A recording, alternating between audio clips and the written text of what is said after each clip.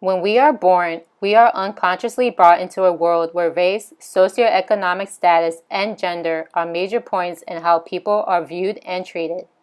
Throughout HESI 418K, we are taught that race is a social construct and that it cannot be found in our biology.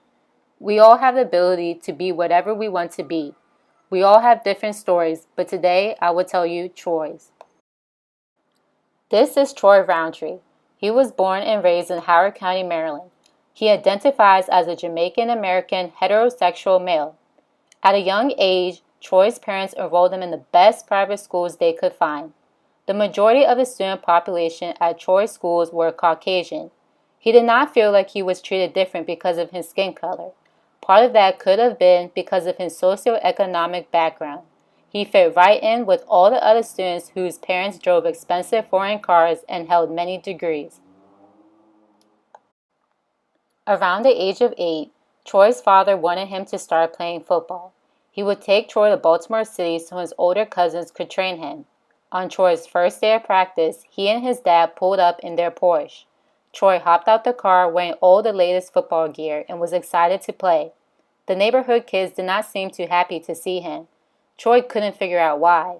They were the same skin color as Troy and the same age, but yet they treated him like an outcast. On one particular day at practice, another boy had tackled Troy unnecessarily rough, and it was called as an illegal hit.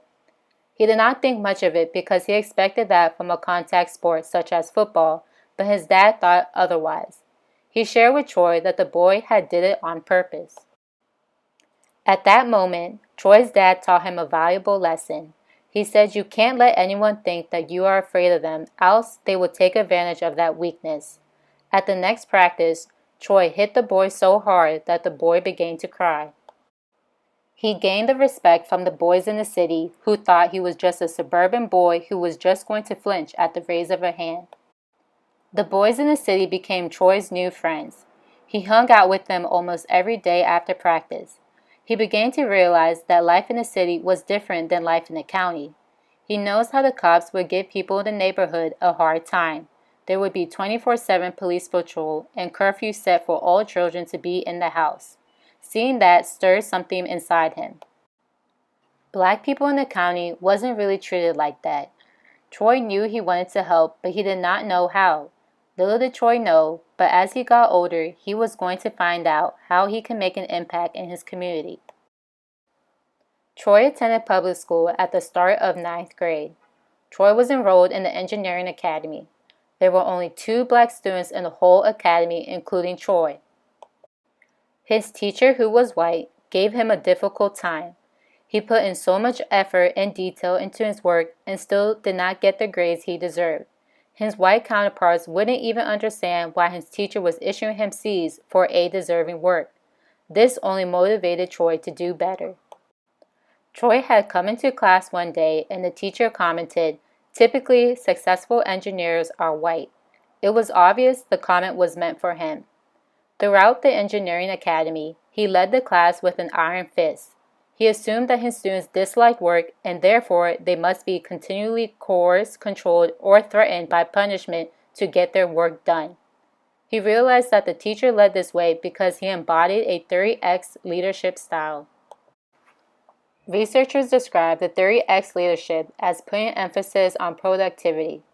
Troy would often look toward his favorite teacher, Mr. Bond, for advice. His teacher, Mr. Bond, consoled him and helped him to push in a positive direction. He was the head of Alpha Achievers, which is a group geared to help black males be successful academically. Mr. Bond was a true leader. He was always there for Troy. He often told Troy that if he decided not to do something, he was only hurting himself. Mr. Bond truly exemplified a 30Y style of leadership. He treated all of his students as if they were self-motivated and in school because they truly loved to learn. Mr. Bond instilled a self-motivated mentality in Troy. Troy went on to become a youth minister at his church where he teaches young black males the importance of education. Now Troy dedicates his time and effort into mentoring young men of color.